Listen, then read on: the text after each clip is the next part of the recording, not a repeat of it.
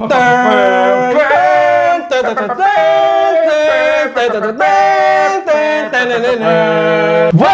cinephiles? And here it is, finally, our review for Star Wars Rise of the Skywalker, directed by J.J. Abrams. Okay, Rise of the Skywalker, so many speculations from The Last Jedi. No matter how disappointed you are, I know Star Wars fans and casual fans are still going to watch this film. Rise of the Skywalker still stars our scavenger heroine from Tatooine, Rey, played by Daisy Ridley, as she fully realizes her lineage. It also stars John Boyega, which plays Finn, former Imperial soldier, and one of the figureheads of the Resistance, Poe, played by Oscar Isaac. These three, in my opinion, are worthy successors for this trilogy. They are really great on their role. So I have nothing to say for them. I want to congratulate each and every one of them, especially those three, for bringing out these characters and take us along in their journey. Overall thoughts? Non-spoilery thoughts? I loved so much of it. I mean, loved so much of it. But also, I hated so much of it. This is really weird because this last movie is directed by J.J. Abrams, coming off that Rian Johnson film, which many Star Wars fans hated. To an extent, I think J.J. Abrams really didn't like that take by Rian Johnson. He corrected so much of what happens. J.J. Abrams almost gave everything that every Star Wars fans wanted. First off, I want to start with Rey, Poe, and Finn. For the first time in this trilogy, they finally have their moments as a trio, because the past two movies, they really didn't have that moment. It's really hard to compare them to the original trio, but after this movie, you can now compare them because they have at least a relationship now. The usual fan favorites, Chewbacca's there, 3PO's there, R2-D2 is there. So every Star Wars nerd is just geeking out because each and every one of these characters had something to do. 80 to 90% of what I wanted this film to be, it became. And I'm not gonna call this film for being a fan service. I'm a huge fan. We are a huge fan. So when these moments are given to you, you're gonna say it's a fan service moment? No, not really. This beloved franchise really banks on speculations, and if there's a lot of them, you can't help but to disappoint some of the people. Action sequences, I am sold. There's a lot of space galactic battles, and there's also a creative fight scene between Kylo Ren. So we've seen that in trailer. It's gonna happen. You got what you wanted, and at the same time, the film subverted your expectations, which is a good thing. When there's a lot of speculation involved, it's kind of boring when what you expected is what you got. As a whole, I can now judge this trilogy as a far superior compared to the prequel trilogy. I forgot to mention the way they handled Leia, because we all know what happened to Carrie Fisher. They did a good job because all the footage you see of Leia in this movie is the footage of Leia that was unused during the shooting of The Force Awakens, if I'm not mistaken. They really found a way to insert her into the narrative of this story. So I really appreciated that. Ever since The Force Awakens was released and I've seen it, I was wowed by the nostalgia. I already said to myself that I'm already in with this franchise, for better or for worse. So I came this with high hopes, and I was forgiving if there are some narrative decisions that I didn't like, but mostly I enjoyed, and I know that's the only way that I'm gonna make most out of my money. So I really enjoyed it. Would definitely watch it again. I've only seen it once, so for now I'm gonna give it a 4 out of 5 stars. I want to give out 2 scores. Okay. Because I'm a Star Wars fan, so I don't want to bang on this so hard. I don't want to bang on this so hard. So I want give 2 scores, then I will average this. Okay. Okay. As a critic, this movie just had so much issues for me. Ultimately, it became a continuation of The Force Awakens and kind of acted like The Last Jedi never happened. So as a critic, I'm gonna have to give this movie 3 out of 5 stars. But as a Star Wars fan, I have to give this movie 4.5 out of 5 stars because I had a solid time. There's a certain point in this movie that I just turned my brain off. I just wanted to enjoy the spectacle. I just want to enjoy this adventure that happened in a galaxy far, far away, just like when I was a kid. So that's my score as a Star Wars fan. It's a 4.5 out of 5.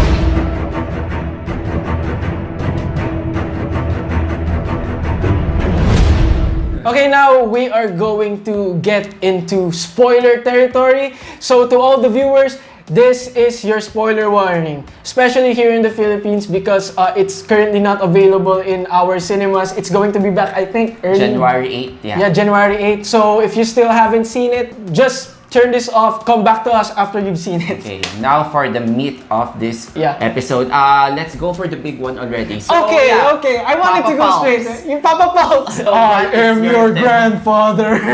When Rey finally shot those thunder coming from her fingertips. Yeah, you knew. I knew. Yeah. I knew. You knew that she's a Sith. I didn't like it. Unlike many Star Wars fans, I actually liked The Last Jedi a lot. It's very refreshing to me that Rey's parents was no one, like nobody. It kind of gives you something to think that you don't have to have a special lineage to be this special, this great of a person. What Rian Johnson did during The Last Jedi with that kind of empowering in a way and a different take with the usual, especially the Skywalker saga, correcting that and making Palpatine the grandfather. Palpatine, he was shown immediately at the very beginning of this movie. I was actually expecting that Palpatine will not have a very big role because he isn't present in episode 7 and 8. Then he had a very, very big role in this movie. And that bothered me a lot because... That's the course correction that we're... we were talking about. How about you? What's your take on that? In the same manner as you, I really wanted Rey to be a nobody. Yeah! It puts out a strong message that you can be the chosen one even though you don't form part of a special lineage among the Jedi. I think there's also a strong message to be had when Rey being part of the evil, but she chose her destiny to be on the good side. I guess I got a different message, but it's not necessarily something I hated. That moment when I guess again those thunder fingertips came out, I was wishing to myself, please don't suck, please don't suck. And because I am already nervous on the path that this film is going to take on. But throughout the film, I'm not 100% loving this twist, but I was kind of dissuaded. So I became more forgiving for that major. Well, actually, with what you said, I actually agree with that. The message that J.J. Abrams is trying to come across, that Rey is originally from the dark side and she chose the light. And that's a great message because I think J.J. Abrams, that's what he was trying to set up at the very beginning at The Force Awakens because he was alluding to a special lineage of Rey. But my problem is, because Rian Johnson didn't like that and kind of brought Star Wars in a different direction. So even though that J.J. Abrams' message would have been great, my issue is it's just not consistent with the previous movie. But I agree, that's a great message to have. But the consistency is just not there. And it's just two visions colliding. They kind of contradict each other. They really contradict each other. So hey, let's discuss Kylo Ren. Adam Driver, he's really, really great actor. Even though he only have minimal lines in this film, but I can really see the weight of the torment on his face. I am strongly against Kylo Ren to be redeemed.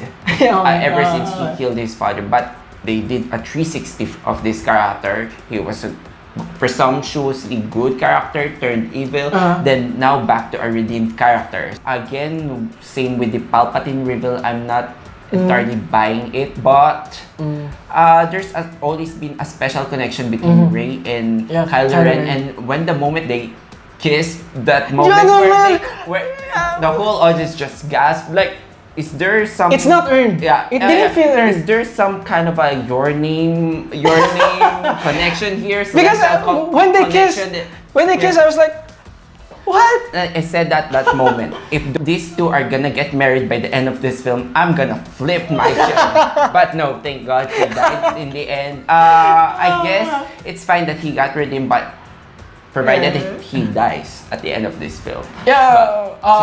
With regards to Kylo Ren, Adam Driver, like you mentioned, great performance. I actually like what they did, that his character did a 360, that he went back to the light. I just bought into that performance because it was great. My issue with Kylo Ren's arc in this movie is he really didn't do much at the start of this movie. He was just chasing Rey.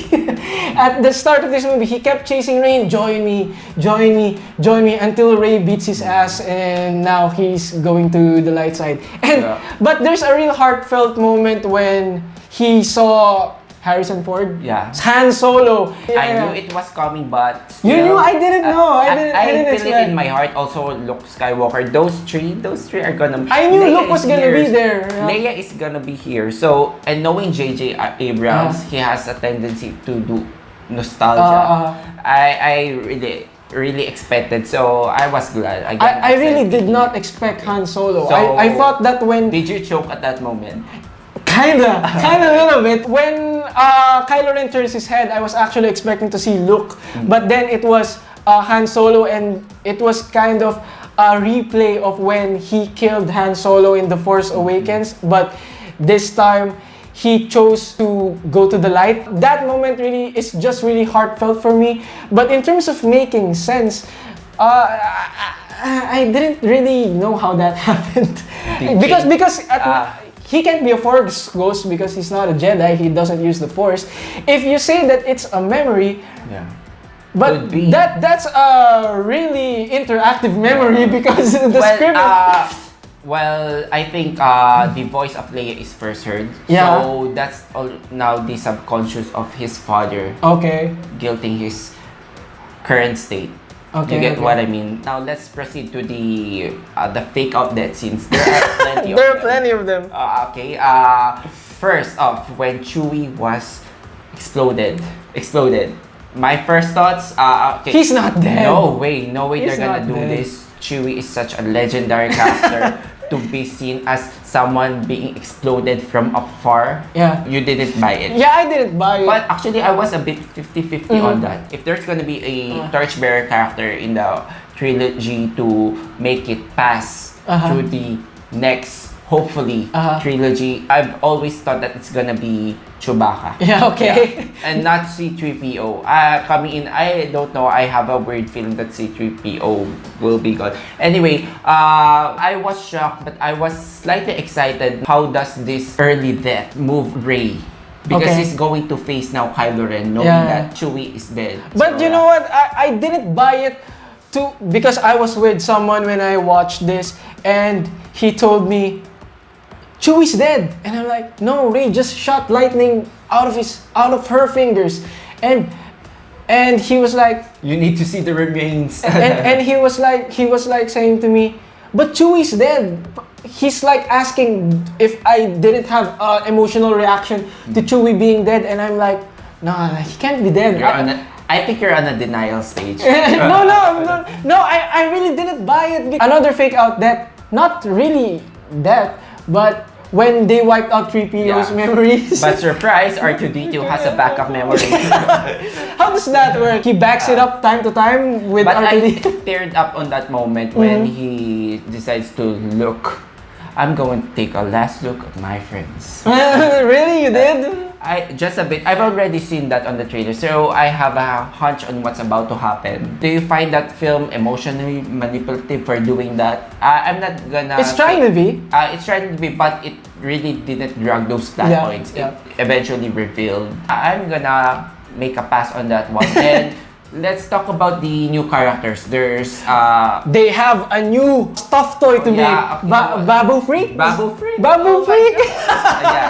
Oh man. What do you think about it? They're gonna make a lot of money selling those toys. That's what I think about it. He kinda reminded me of the Ewoks, but he has a way cuter voice. There's an abuse droid that I also like. Oh yeah. Can we talk about first Poe Dameron's arc? Yeah, okay. I can say that Poe Dameron has something significant to do in this movie. Yeah, he did. He takes the figurehead of the resistance, and there's a sort of half-baked subplot with a former lover pertaining to Zuri. I was questioning myself, why did they introduce this character? This trilogy is about to end, and it didn't really go anywhere. But since it's just a subplot, I'm going to give another pass. I love the conversations among Leia and Poe, how he rise among the ranks of becoming a leader and gathering these people. But if you really think about it, out of the 3 main characters in this series, the one who has the least most to do has always been Finn. In The Last Jedi, he had this Canto Bite stuff, which is really the only negative with The Last Jedi that I see. And in this movie, he didn't really have much of an arc for me. There's this, when in terms of an individual arc, as a group, they're really strong, and I really brought their friendship. I really felt a heartfelt moment when those 3 hugged it out towards the end. I was kind of disappointed that we didn't see much of Rose, or maybe it has something to do with the backlash. With the backlash, that's I want to talk about 2 characters. First, Rose, because I feel so bad for her character. She had so much backlash, mainly because of the Canto Bite stuff from the last movie. And another one character that I think they really did dirty is General Hux. Oh my god. Oh my god, man. During The Force Awakens, he's a really compelling character. I actually like that character. I want to see where he is going. And then at The Last Jedi, he was reduced to a scoundrel. He was reduced to a scoundrel. And now in this movie, it's like, I'm the spy. And you're the spy. And then they just shot him unceremoniously. He's dead. They really did that character dirty. You know what? I'm starting to agree what you've said about the course correction. Those 2 directors, Rian Johnson and J.J. Abrams, they really have a different vision. Yes. That individually they're good, but when you put them together, it does not really service well for the franchise. So General Hux, when he's revealed to be a spy, I wanted to see more of his spy activities. But in my head, I already know that he's just this gonna guy, die. he's a gunner, and Kylo Ren's gonna snap his neck. But no, scene after he reveals that he's the spy, he gets blasted by this new character, this new general. Character. Yeah, because they have to introduce another badass general because General Hux is just this caricature. Actually, I found the other general to be more interesting because he's embracing his old ways. It kinda, when you juxtapose those 2 characters, they were led to 2 different decisions. There's another question in my head while watching. So Palpatine reveals that his empire is not gone. Then he shows that there are a lot of Sith Lords and spaceships and a lot of like, where did that come from? Oh my god. There's like an empire hiding in the underground all this time. So another course correction that really didn't sit well compared to The Last Jedi. So let's talk about that climax. It's a really blatant, in your face, trying to get nostalgia out of you with what happened during Return of the Jedi. At this moment, he was trying to make Rey kill him, and then he showed the battle that's going on outside. It's the same with what happened in Return of the Jedi when he showed Luke that all your friends are gonna die. So be by that anger. That's exactly what he did to Rey at the climax of this movie. He's a one-trick pony. He's really a one-trick pony. But you gotta say, it's awesome though when he shot out that lightning at those ships. That's freaking awesome. That last shot is actually the one that really tugged at my heartstrings the most. It's a direct copy of the shot of Luke Skywalker in A New Hope, when there was, are those suns or moons? Those 2 suns? Satellites. Or, he was standing there, and that John Williams music blasting at the background. So what was your reaction when she finally said, "I'm Rey Skywalker"? Did you cheer? What was your feeling? To be honest, I was like, yeah.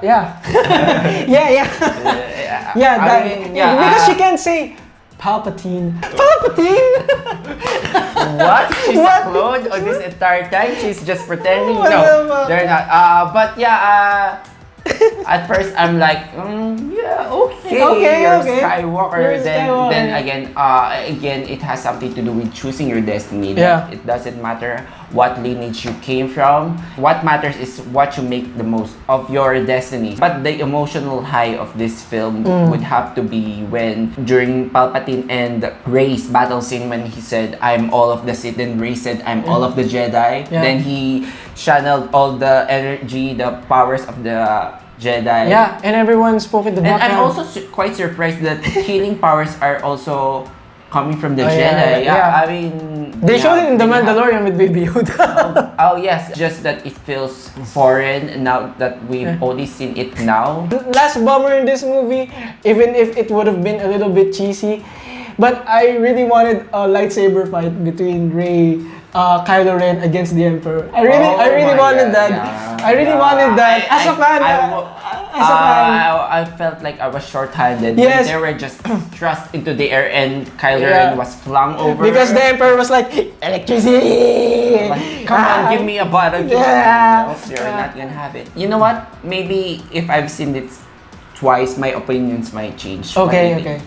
We're gonna have to see it twice when it comes back in January. This is a weird trilogy, but in the end, I think it's a worthy successor to the original 3 films. And I'm really glad that the Skywalker saga ended on this, and I hope it ends on this. I don't want any more from that. I want new original content about Star Wars.